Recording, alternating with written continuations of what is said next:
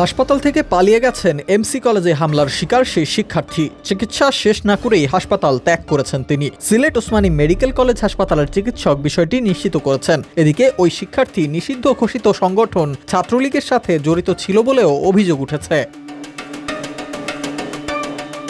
উপপরিচালক ডাক্তার সৌমিত্র চক্রবর্তী গণমাধ্যমকে বলেন, আহত দুই শিক্ষার্থী হাসপাতালে ভর্তি হয়েছিলেন। তাদের একজন মিজানুর রহমান রিয়াদ ও অন্যজন জাহিদুল ইসলাম হৃদয়। তবে তাদের অবস্থা গুরুতর নয় বলে জানিয়েছেন তিনি। বলেন, হৃদয়ের হাত কিছুটা ফুলে গিয়েছিল, তবে এক্সরেতে কোনো ভাঙা ধরা পড়েনি। আর রিয়াদ সামান্য আহত হয়েছিল। প্রাথমিক চিকিৎসা নেয়ার পর সে আমাদের না জানিয়ে হাসপাতাল থেকে চলে গেছে।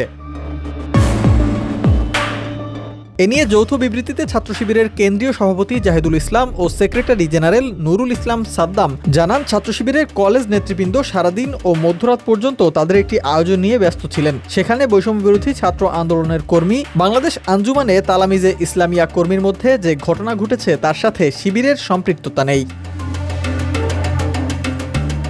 এদিকে যে ব্যক্তি আহত অবস্থায় শিবিরের উপর অভিযোগ উত্থাপন করেছেন, পূর্ব থেকেই তার বিরুদ্ধে নিষিদ্ধ ঘোষিত ছাত্রলীগের সহযোগিতা ও তথ্য সরবরাহের অভিযোগ রয়েছে বলেও জানানো হয়। তবে আহত অবস্থায় হাসপাতালে ভর্তি হলেও চিকিৎসা সম্পন্ন করেননি তিনি। এর আগেই হাসপাতাল ছেড়ে গিয়েছেন। চিকিৎসক জানিয়েছেন, পায়ের রক কাটার মতো কোনো চিহ্ন পাননি তারা। রক কাটার মতো বড় কোনো ইস্যু নিয়ে কোনো বক্তব্য দেননি হাসপাতালের চিকিৎসকরা। হৃদয়ের যে পায়ে আঘাত লেগেছে সেটির যথাযথ চিকিৎসা করা হয়েছে। যদিও সেটি খুব গুরুতর নয়, তবে চিকিৎসা শেষ না করেই হৃদয় চলে গেছেন বলে জানানো হয়েছে।